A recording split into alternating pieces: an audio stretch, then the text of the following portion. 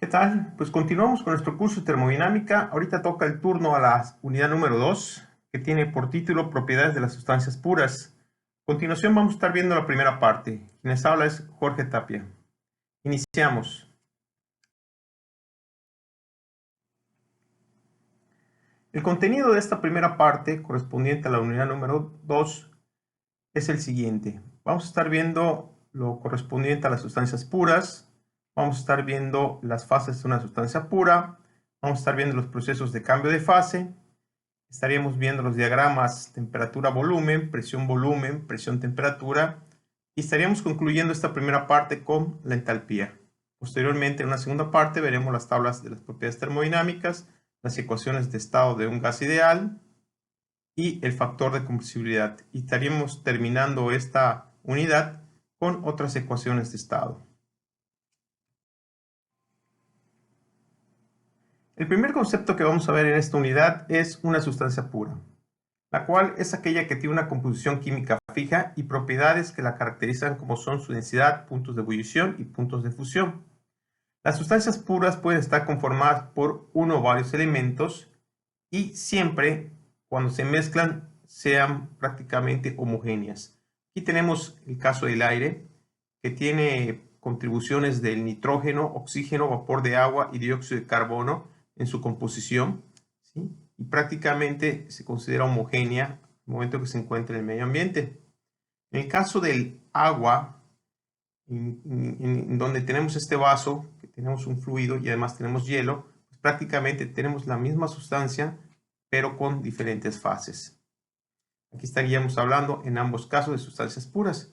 Sin embargo, sustancias que no son puras pudiera ser el agua o el aceite, en la cual prácticamente no hay una mezcla homogénea.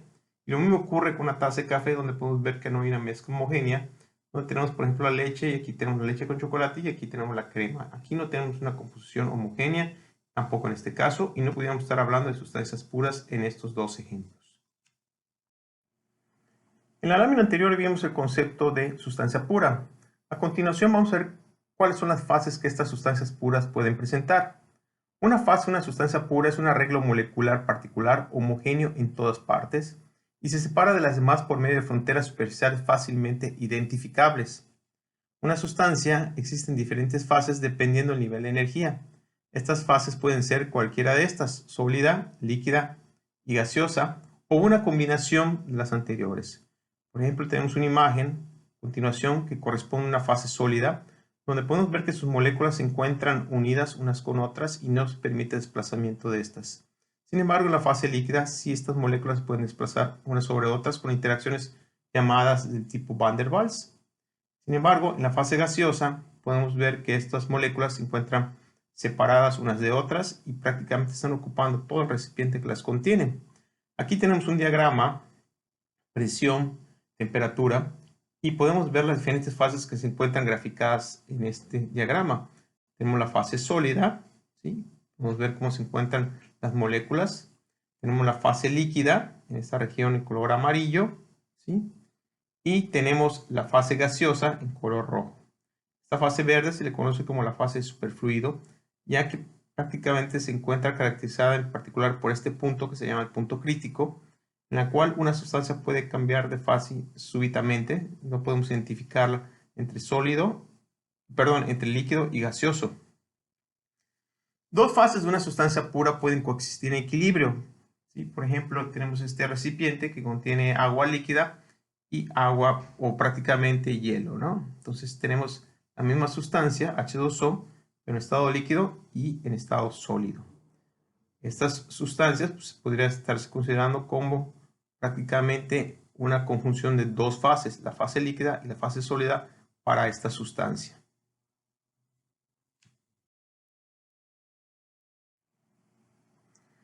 Las sustancias puras también pueden estar sometidas a procesos termodinámicos como consecuencia de las interacciones energéticas con el entorno. ¿Sí? Recordemos que un proceso es la transición de un estado de equilibrio a otro. A continuación vamos a hacer un análisis de un proceso de cambio de fase por una sustancia pura. Vamos a estar considerando el agua, considerada dentro de un cilindro émbolo, y esta agua la vamos a estar llevando a un estado de gas mediante la adición de calor.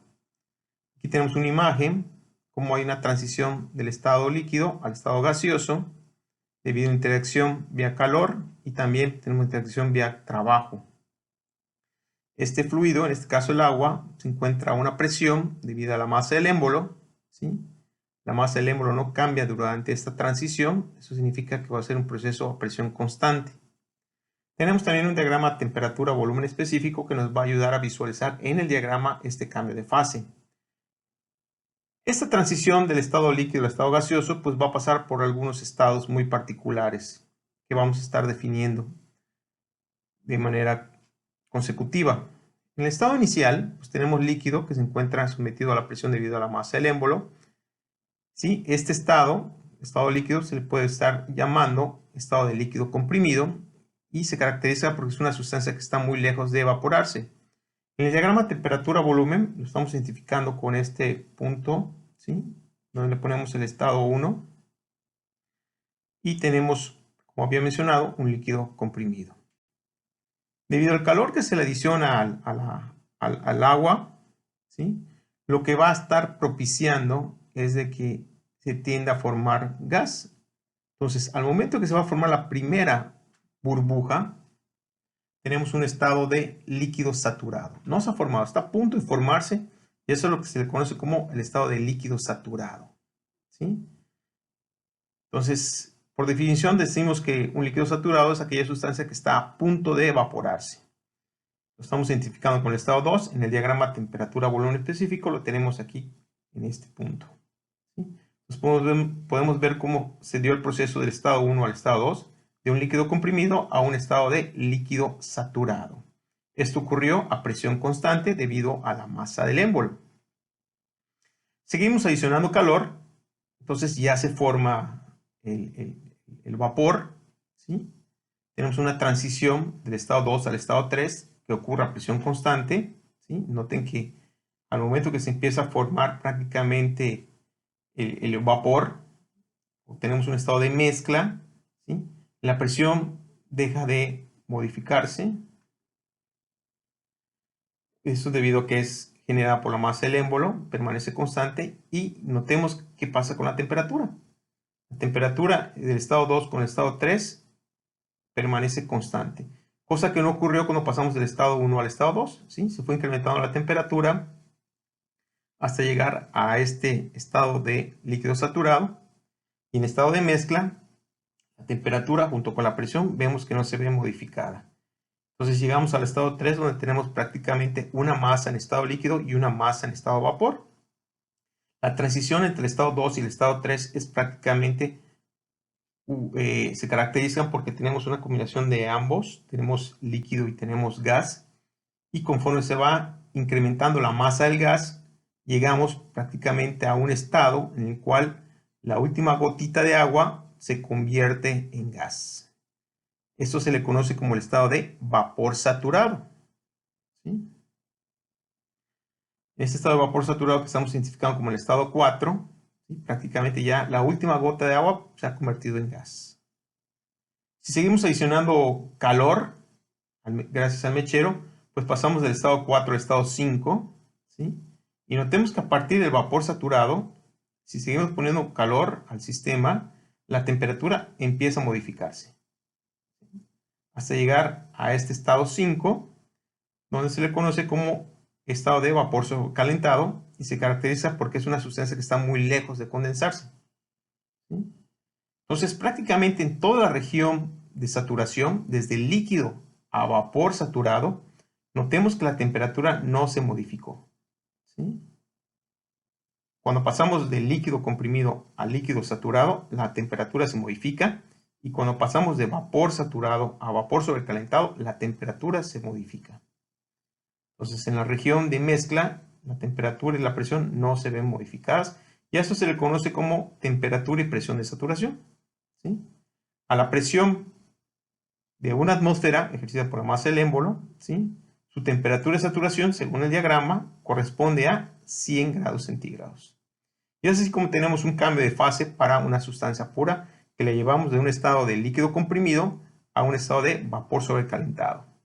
Y lo pudimos visualizar en un diagrama temperatura-volumen específico.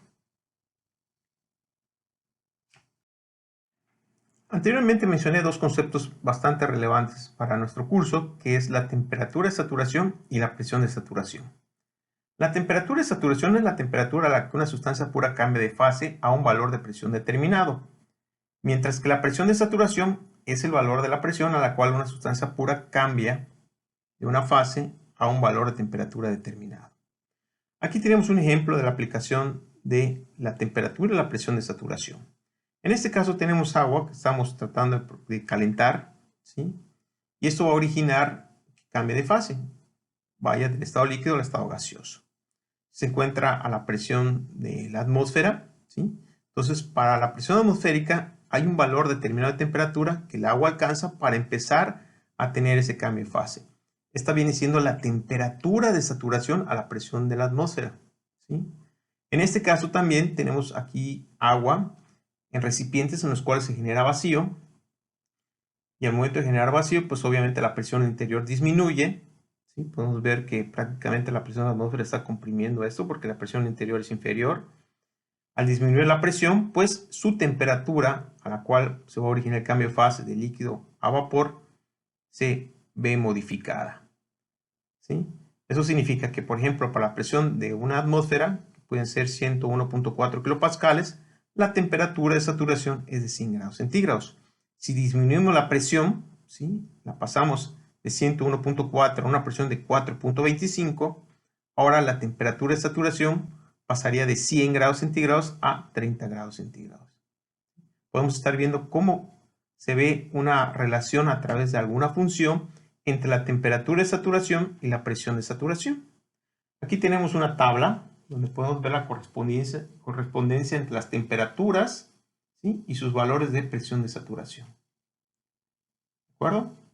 Si nosotros quisiéramos graficar esa correspondencia, tendríamos este diagrama presión-temperatura, ¿sí? Donde la línea en color negro representa esa función, prácticamente relaciona a la presión de saturación con la temperatura de saturación.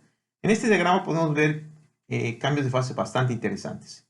Una línea de presión constante pudiéramos estarla representando a través de una línea completamente horizontal, ¿sí? Y podemos ver que en el comportamiento de esta línea horizontal pudiéramos cambiar de fase de líquido a gas, ¿sí? A presión constante por el hecho de estar incrementando la temperatura, ¿sí? Pasaríamos del estado líquido al estado gaseoso a presión constante por incremento de la temperatura. Si tenemos la temperatura ahora constante, ¿sí? Me pongo ahora en el eje horizontal y me voy a desplazar de manera vertical. Si nosotros prácticamente lo que hacemos es incrementar la presión, ¿sí? Podemos pasar del estado gaseoso al estado líquido.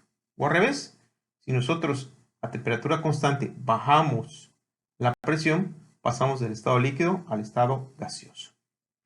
Entonces, este diagrama de presión, temperatura y saturación sería de mucha utilidad para tratar de describir procesos de cambio de fase, ya sea a presión constante o a temperatura constante.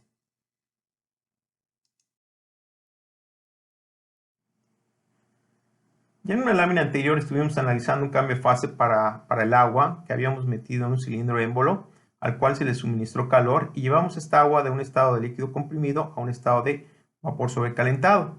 Pasamos por una serie de estados intermedios, ¿sí? Y representamos este proceso en un diagrama temperatura-volumen. En este caso la presión pues era la presión ejercida por la masa del émbolo. Notemos que entre el estado 1 y el estado 2 prácticamente pasamos de un estado de líquido comprimido a un estado de líquido saturado.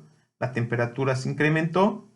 Del estado 2 al estado 3 pues era una transición de líquido saturado a una mezcla, ¿sí? Hasta llegar al estado 4 que era un estado de vapor saturado.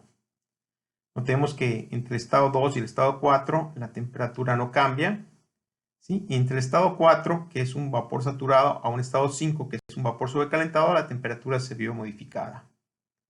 ¿Qué pasaría si nosotros ahora modificamos la presión? En este caso, insisto, fue la presión ejercida por la masa del émbolo que genera una atmósfera. Pero vamos a suponer que ponemos otra masa o, al contrario, disminuimos la presión. Pues en este diagrama temperatura-volumen específico nos ayuda a estar identificando lo que pudiera estar ocurriendo para este ejercicio, ¿no? Cada una de estas líneas ¿sí? Representa un valor de presión constante que va de 0.01 megapascales hasta 25 megapascales. En este caso, podemos ver que los estados de líquido saturado, ¿sí? Representados con estos puntos, ¿sí? Tienen un comportamiento y podemos estar visualizando el comportamiento correspondiente ahora para los estados de vapor saturado. Es importante señalar que conforme se le va suministrando energía a la sustancia, en este caso cuando pasamos de un estado de líquido comprimido a un vapor sobrecalentado, al momento de que nos encontramos en la región de mezcla, pues todo el calor suministrado sirve para originar ese cambio de fase. A esa energía absorbida se le conoce como calor latente en la sustancia, ¿sí? Que es la responsable de estar originando ese cambio de fase. Muy bien. Entonces, conforme vayamos incrementando la presión en el diagrama temperatura-volumen específico, notamos el comportamiento del estado de líquido saturado y vapor saturado que tienden a unirse a un solo punto. A este punto se le conoce como el punto crítico, ¿sí? Punto crítico es un punto en el cual para una sustancia pura el estado de líquido y vapor saturado quedan en el mismo punto, en el mismo estado, ¿sí? En este punto crítico vamos a tener un valor correspondiente de temperatura, de volumen específico y de presión críticas, ¿sí? Esos valores, insisto, dependen para cada sustancia.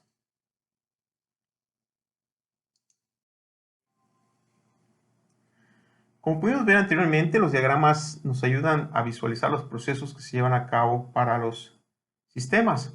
Aquí tenemos el diagrama temperatura-volumen específico que ya habíamos analizado previamente, donde veíamos el comportamiento de las líneas de presión constante que tienden prácticamente a unir el estado de líquido y vapor saturado a un solo punto, se le conoce como el punto crítico, ¿sí?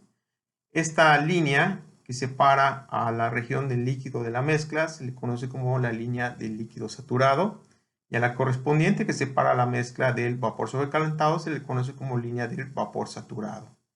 Todo lo que se encuentra por debajo de esta curva en la región de mezcla, a esta curva se le conoce como la curva de saturación, ¿sí? Asimismo, esa curva de saturación también se puede apreciar en un diagrama presión-volumen, en el cual tenemos de nuevo la región de líquido, la región de mezcla, la región de vapor sobrecalentado, y podemos estar apreciando cómo es ahora el comportamiento de la temperatura, ¿sí? Considerando un proceso a temperatura constante, ¿sí? Y vemos también cómo prácticamente las líneas de líquido y vapor saturado se unifican a un valor determinado de presión y temperatura en el punto crítico. El diagrama presión-temperatura también es de mucha utilidad. En este diagrama en particular podemos estar viendo las tres fases: la fase sólida, la fase vapor y la fase líquida. En el caso del agua, pues tiene un comportamiento en el cual prácticamente se expande al momento de congelarse. Eso es para pasar del estado líquido al estado sólido, ¿sí? Y hay otras sustancias que es al revés, que prácticamente se comprimen al momento de pasar de la fase líquida a la fase sólida, ¿no? Aquí tenemos el punto triple en el cual coexisten las tres fases: la fase sólida, la fase de vapor y la fase líquida, y también tenemos el punto crítico. A continuación vamos a ver una propiedad tal vez nueva para algunos, que tiene como nombre la entalpía, ¿sí? La entalpía va a estar presente cuando tengamos la consideración de la adición de la energía interna más el producto de la presión por volumen. Como podrán notar, la entalpía pues, es una propiedad extensiva, es decir, depende de la masa. Sus unidades son correspondientes a la de la energía, en este caso para el sistema internacional kilojoule, para el sistema inglés BTU. Cuando obtenemos la entalpía específica, es decir, la entalpía por unidad de masa, pues sería igual a la adición de la energía interna específica más el producto de la presión por volumen específico. Y sus unidades serían ahora kilojoule sobre kilogramo o BTU sobre libra masa. La entalpía tiene una etimología griega de entalpien, que significa calentar, y prácticamente tiene consideraciones en el análisis termodinámico cuando está presente el flujo de masa. En este caso tenemos un volumen de control, en el cual entra una masa y sale una masa, entra con ciertas propiedades y sale con ciertas propiedades. Prácticamente, como podrán notar, la adición de la energía interna más el producto de la presión por volumen específico sería la entalpía de entrada, y la correspondiente sería la entalpía de salida. El producto de la presión por volumen se le conoce como trabajo de flujo, ¿sí?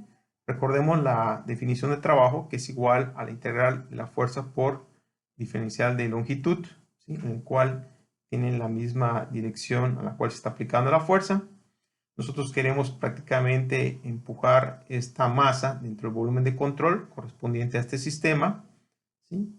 Tenemos un área, ¿sí? Entonces esta fuerza entre áreas es igual a la presión.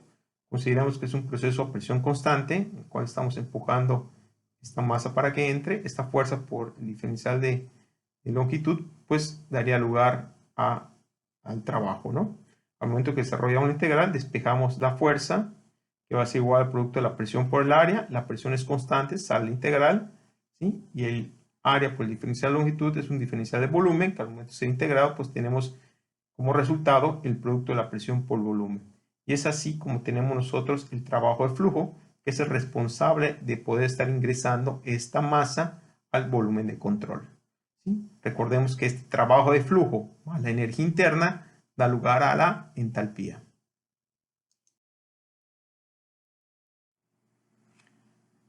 Pues con esto terminamos la primera parte de las láminas que corresponden a la segunda unidad. Aquí tienen las referencias para poder consultar algunas dudas y espero me acompañen con la segunda parte. Muchas gracias por su atención.